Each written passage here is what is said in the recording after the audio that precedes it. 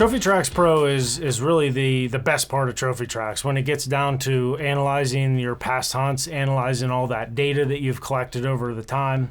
It goes into a lot of details on what you've seen at these specific locations. We have movement probabilities. We have a link to all of the journals at specific locations, and it really gets down to figuring out what's the best location to hunt and why. And when we combine all that with the data that we've been collecting, you could really start to understand and be putting yourself at the right spot at the right time. So the first thing is you want to filter on a specific location, because that's going to be your best example. If we click on a location, you'll notice that it does a little refresh, and now it gives me some overall stats at that location. So, on average, it maybe doesn't look a whole lot on paper or on stats, but, I'm averaging about one observation per sit. I have 74 total observations at this location. I have 2 total harvests at that location, and a total of 16 different images. So there's a lot going on at this specific location. I have a trail cam set up there. I have a tree stand set up there. I have a water hole at this location. So there's just a lot happening at this location.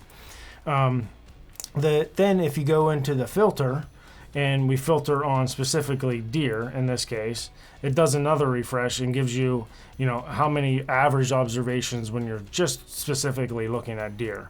But one thing you'll notice here at the very bottom of the page is a probability, and you're probably wondering, how did we come up with that? So there's a lot that goes into this, but a lot of it's really based on weather and past observation data.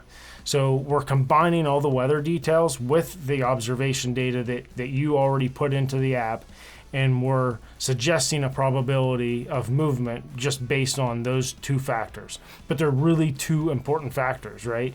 Because if the more data that you log in TrophyTracks journal, the better your stats are going to be, and the better your probabilities are going to be as well. To dig further into the details, though, you click on prediction details. So let's go over a little bit on this screen. So again, we're carrying over that probability of movement, and we're also showing details for this specific location. In this case, it's called the top plot access path. So it's just that the location that I named it, and we're showing prediction details for Saturday, at 6 a.m. As an example. So the next thing you'll see is the weather forecast for Saturday at 6 a.m. And we're expecting, that to be the weather at that point in time. The next is the sit value and the data value, and let me explain the difference between those. So the sit value is really purely based on the temperature, the pressure, humidity, and wind, right? So the more stars you get, the more like the data is, when you're thinking about it. So temperature-wise, we're doing pretty good. It's a 5-star. It's a great temperature. The pressure, not so much. The pressure's not going to be that in a perfect range. Humidity, definitely not. Summer, it's super hot. So again, we're looking at this in mid-late July, but you would be really looking at this in November or October or even into December sometimes. But we do have good wind, right? We have wind coming out of the west Saturday morning, so it's a good positive 5 stars.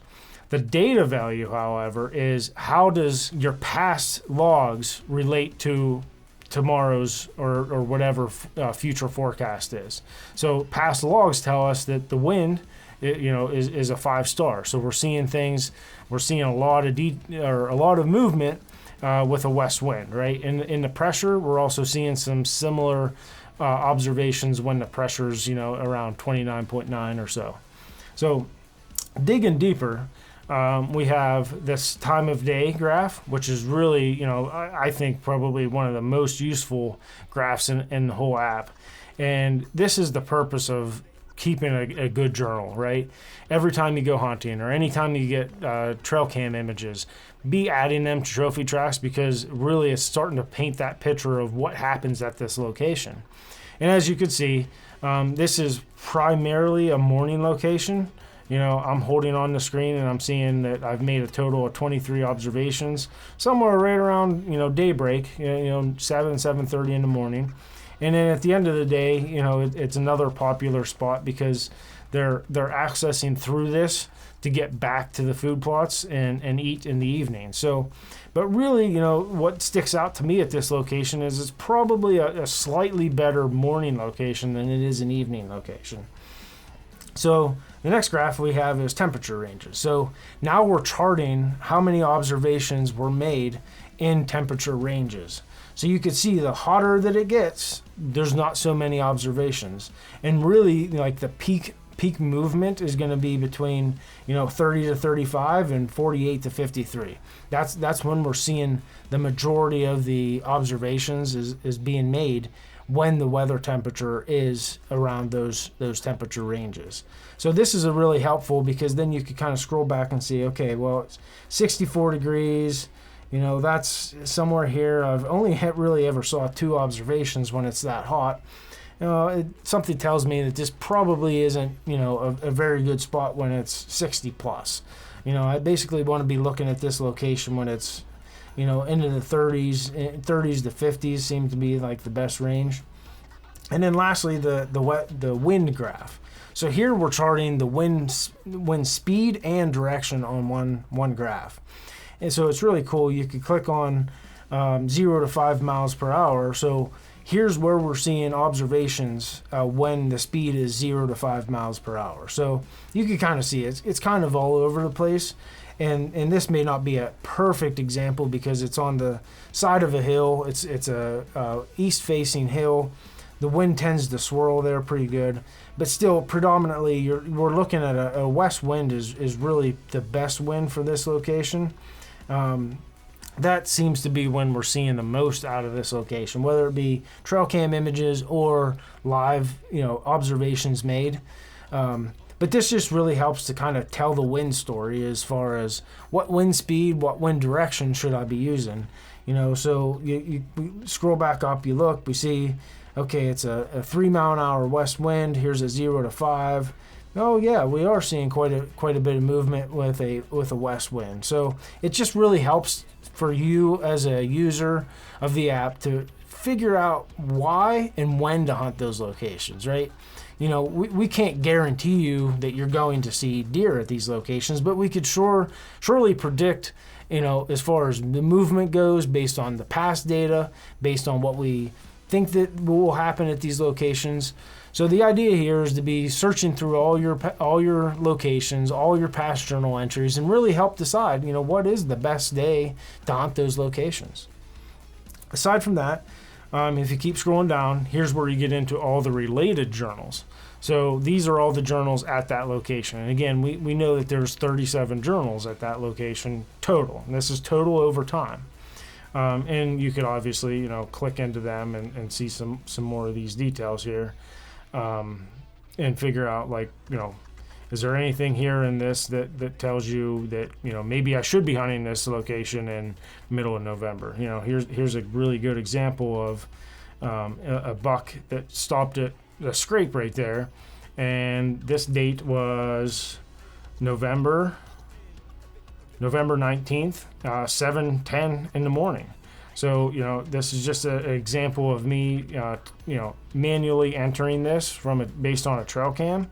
But we're capturing all that information at exactly 7:10 a.m. You know, we know what the temperature was. We know where the wind was coming from. We know what the pressure, humidity. We added some notes about how big the deer was. So it's really kind of cool to look back on the days, the times, when you're planning that next season, or maybe you're planning for that weekend. Maybe you're planning for when to take time off of work, so on and so forth. It really helps to kind of paint that picture. So taking it another step further, we're already at this location. We know that we're looking for deer, but let's say that we want to know from a date range standpoint. And let's say that we want to know everything that showed up from November 1st, 2022 through November 20th, 2022. Okay, so that's the date range. We want to look at the 20 days in November, what happened, right? What happened in those days, both from days that I hunted with my own eyes and days that I've added some trail cam images. So you'll notice, when we didn't have the date range, we had a total of like 30 some journals. But as soon as I changed the date range, I now have 24 entries at this location in those days, right? So I have 35 total observations. And again, we could kind of go through here and click on these different days and try to figure out, well, is this a morning or is this an afternoon stand? You could kind of scroll ahead for a couple of days and look.